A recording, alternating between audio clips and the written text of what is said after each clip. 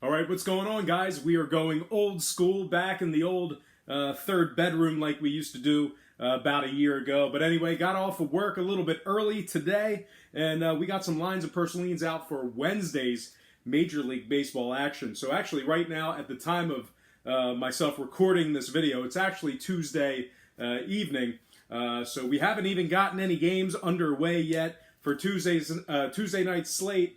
But we do have some action for Wednesday, so let's go ahead and get in line. Oh, there's some coat hangers. There's a door. We got shadows and everything. Not center in the camera, but we do got this awesome shirt right now. But anyway, let's go ahead and dive into some lines of Purslines for Wednesday's Major League Baseball action. And we're going to start off with Detroit taking on the White Sox. Now, this is a first of a doubleheader, 2:10 Eastern first pitch at Guaranteed Rate Field in Chicago. The White Sox are minus 135, totals 9.5. We did see a nickel fade of the White Sox and movement downward on the total. The White Sox open $1.40 down to minus 135. Total open 10.5 down to 9.5. Detroit's plus 125 on the money line. White Sox plus $1.35 on the run line. We have Dylan Cease for the White Sox, Daniel Norris for the Tigers. Norris is just 2-7 with a 4.62 ERA and a 1.38 WHIP. Dylan Cease makes his first start for the White Sox. Detroit's dead last in scoring on average per game. They're also second to last in striking out. Detroit has only won, well, what is that? 12 out of 41 games away from home. They've also won just 4 out of 19 games, taking on teams between 460 and 540. Of course, that's a win percentage in that category there. White Sox on the other side, believe it or not, they're winning 86% of their games played at the current market price. They're also winning 72% of their games as the official Vegas favorite. Total-wise, Detroit 10-4 to the under when Norris makes the start. Give me the White Sox minus 135 and the under 9.5 in that game there. And before we go ahead and move on, just want to take a quick timeout and welcome you to the show. Got some lines of Purslines out for Wednesday's Major League Baseball action. But before we go ahead and dive into some more of that, just want to quickly remind you to check me out at patreon.com/rockpage. That's my current website. And we're doing absolutely outstanding in our underdog plays for that site. If you want to check out my record, go to patreon.com/rockpage. You can access my record right there in the post section. That is a part of the free content. So check me out, patreon.com/rockpage. Link for that site is in the description section below. All right, let's go ahead and dive back into some more lines and Purslines. All starts Eastern Standard Time. And on deck, we've got Marlins at Washington, 6:05 Eastern first pitch in the nation's capital. Washington's minus 260, totals at 9. We did see a nickel move toward Miami in the early going here. We also saw a little bit of movement upward on the total. So a little nickel fade of Washington in the early wagering. They opened 265 down to minus 260. Total open 8.5 up to 9 flat. The Marlins are plus 240 on the money line. Washington minus 135 on the run line. We have Steven Strasburg for the Nationals. Sandy Alcantara for Miami. Alcantara is just 4-7 with a 1.40 WHIP.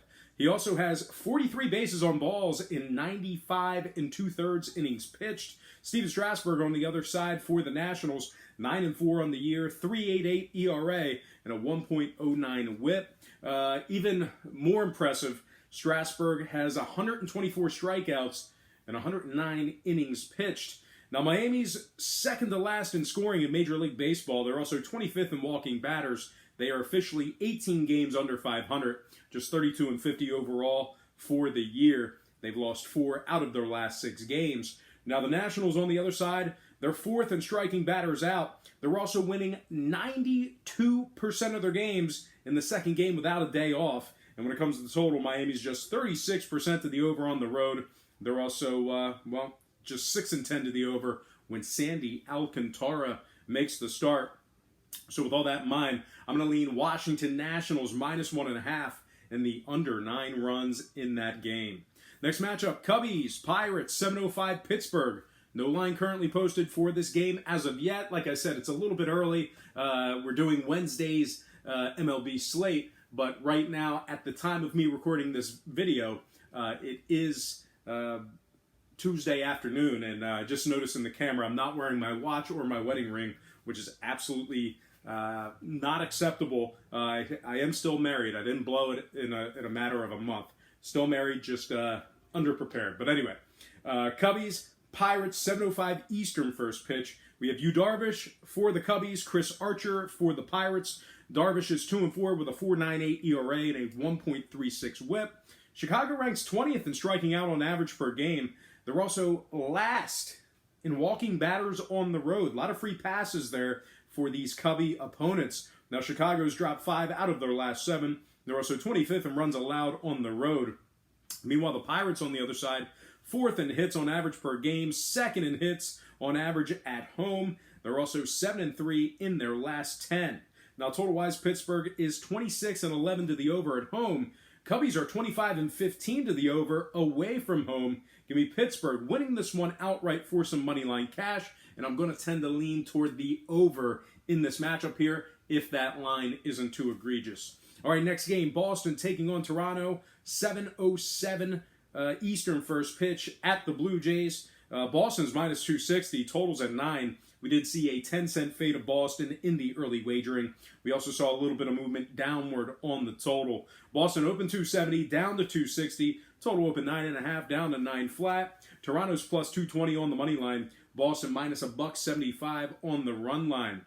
We have Chris Sale for Boston, Sean Reed-Foley for Toronto. Reed-Foley's 0-1 with a 4.82 ERA and a 1.82 WHIP. Meanwhile, on the other side, Chris Sale comes into this game with a 3.82 ERA, a very low 1.03 WHIP, and he's got 148 strikeouts and 101 1/3 innings pitched. Boston's 24-18 away from home. They rank first in hits on average per game. They're also winning 80% of their games at the current market price. They're 18-10 straight up, taking on teams under 460. Now, Toronto on the other side, they're winning just 25% of their games at the current market price. They've also won just 7 out of 25 as the official home dog. They rank dead last in walks allowed in Major League Baseball. Now, total-wise, Boston is 11-6 to the under when Chris Sale makes the start. So with all that in mind, I think the game's going to stay under, but I just don't have enough equity on Boston, so I'm going to have to take them on the run line. Give me the Red Sox minus 1.5 and the under 9 runs in that game. Next matchup, Baltimore taking on Tampa Bay, 7:10 South Florida. No line currently posted for this game. We have Yanni Chirinos for Tampa Bay, John Means for Baltimore. Means comes into this game with a 7-4 record, 2.50 ERA, and a 1.10 WHIP. Tampa Bay's 29th in striking out at home, which is second to last in Major League Baseball in that category there. They're also 19th in scoring on average per game as well.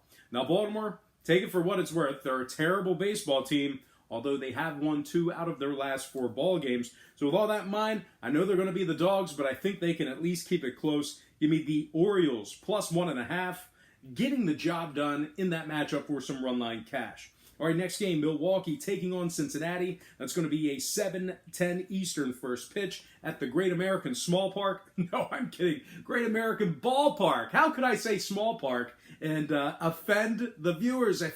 I forget your name, but I know you got upset, and I won't do it again. I will never again in this program call it the Great American Small Park. I'll never do that again. All right, Milwaukee taking on the Reds at the Great American Small Park. 7:10 Eastern first pitch at the Great American Ballpark. Cincy's minus 135, totals 10.5. We did see a 20-cent move toward the Reds and movement upward on the total. Cincy opened $1.15 all the way up to minus 135. Total open 10, up to 10.5.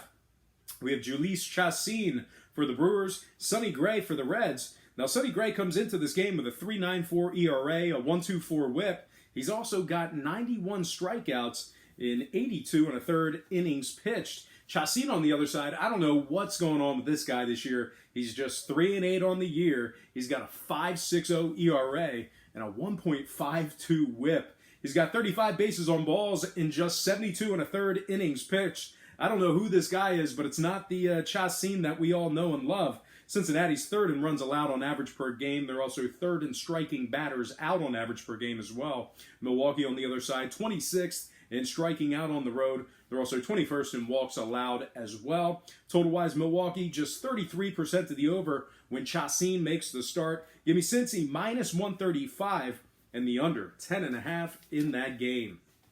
All right, next matchup. Yankees, Mets, 7-10, Flushing, Queens. No line